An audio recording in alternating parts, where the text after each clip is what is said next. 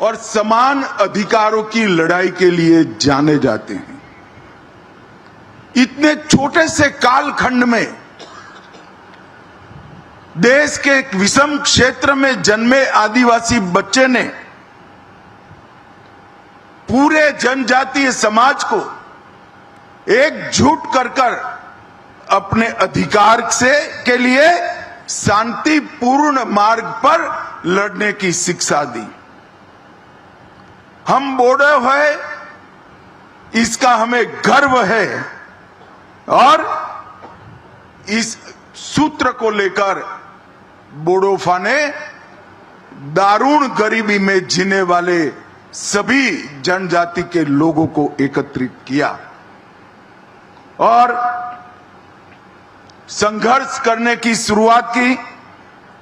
दिल्ली में आवाज बुलंद की, बीएससी बीए भी किया, एलएलबी भी किया और इन्होंने जितनी परीक्षाएं पास की, इससे सबसे बड़ी परीक्षा थी बोडोलैंड की आवाज को कश्मीर से कन्याकुमारी तक पहुंचाना और अधिकारों को प्राप्त करने के लिए संघर्ष शुरू करना। मगर आज बोडोफा नहीं है, जियो और जीने दो का उनका सूत्र पूरे बोडोलैंड, पूरे आदिवासी समाज ने स्वीकारा है। और आज अगर बोडोफा होते तो उनको देखकर बड़ा आनंद आता। हजारों युवाओं के बलिदान के बाद आज हमारा बोडोलैंड शांति और विकास के रास्ते पर आगे बढ़ चुका है।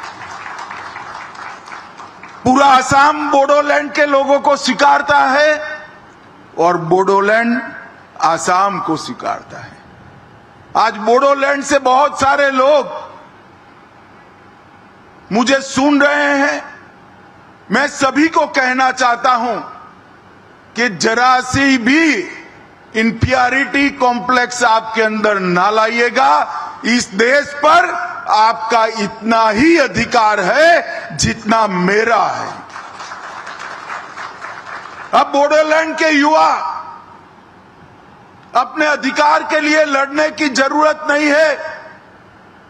2014 से एक ऐसे व्यक्ति का शासन इस देश में है, ऐसी पार्टी का शासन इस देश में है जो मानते हैं कि भारत पर सबका अधिकार है और सब पर भारत का अधिकार है। और इसी सूत्र के तहत आज बोडोलैंड विकास के रास्ते पर आगे बढ़ा है। मैं 2019 में गृह मंत्री बना। प्रधानमंत्री जी ने नॉर्थ ईस्ट की समस्याओं को कंसंट्रेट करने का कहा। बोडोलैंड के लोगों के साथ चर्चा हुई। प्रमोद जी यहां बैठे हैं। 9 महीने की विशद चर्चा के बाद 2020 में बोडो एग्रीमेंट हुआ और सभी लोग हथियार डालकर आज मेन स्ट्रीम में शामिल हो चुके हैं। मगर देश भर के जनजाति समाज को मैं कहना चाहता हूं, भारतीय जनता पार्टी की जो सरकार है वो जो समझौते करती है इसका पालन भी करती है। भूतकाल में कई ऐसे समझौते हुए जिसका पालन भी आज हम कर रहे हैं। उन्होंने नहीं किया अपने समय में, मगर मैं बोडो वासियों को बताना चाहता हूं, बोडोलैंड वासियों को बताना चाहता हूं कि आपसे जो समझौता हुआ उसके 96% मुद्दे हमने क्लियर कर दिए हैं। और हेमंत जी यहां बैठे हैं। हेमंत जी आज निर्णय कर जाइए कि असम में चुनाव के पहले 100% मुद्दों को हम क्लियर कर देंगे। ये नरेंद्र मोदी सरकार का, ये भारतीय जनता पार्टी की सरकार का एक बहुत बड़ा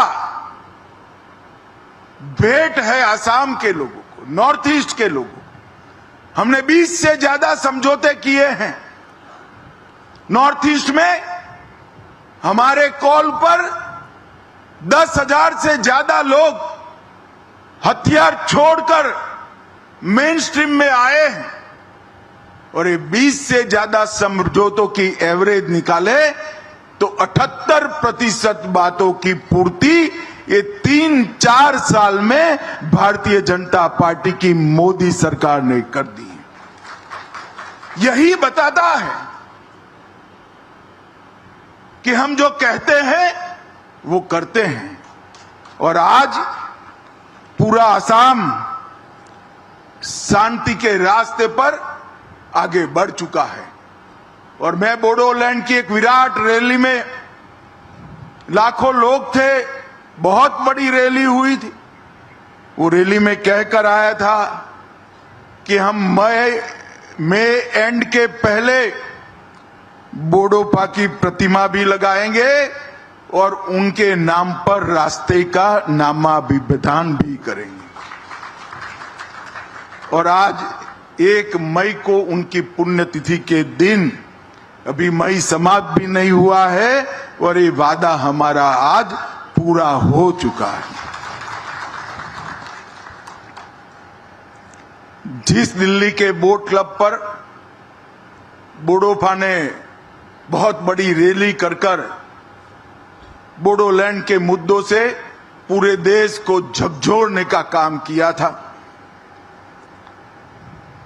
1987 की ऐतिहासिक जज फील्ड रैली और जिला स्तरीय सामूहिक रैलियों के माध्यम से जो जागृति लाई, आज वो उसका उद्देश्य पार कर चुकी है। बोडोपा के विचार, उनके लक्ष्यों की प्राप्ति के लिए अब बोडो युवाओं को संघर्ष करने की जरूरत नहीं है। मगर फिर भी आज मैं बोडोलैंड के युवाओं का आह्वान करना चाहता हूं कि आप सब जियो और जीने दो के सूत्र को, बाथो धर्म की, ब्रह्म धर्म की मूल कल्पना को आगे बढ़ाइए और आसाम के विकास के लिए अपना योगदान दीजिए। आज आसाम पूरे देश भर में औद्योगिक निवेश के लिए एक प्रकार से आकर्षक केंद्र बना है। जिस आसाम से स्वास्थ्य लाभ के लिए, हेल्थ की सेवाओं के लिए दिल्ली, मुंबई, चेन्नई, कलकत्ता जाना पड़ता था, आज बंगाल के लोग हेल्थ की सुविधाओं के लिए आसाम आ रहे हैं। आसाम में इतना विकास हुआ है। ढेर सारी इंडस्ट्रीज आसाम के अंदर विकसित हो रही है और ये विकास का संदेश न केवल आसाम, पूरे नॉर्थ ईस्ट के अंदर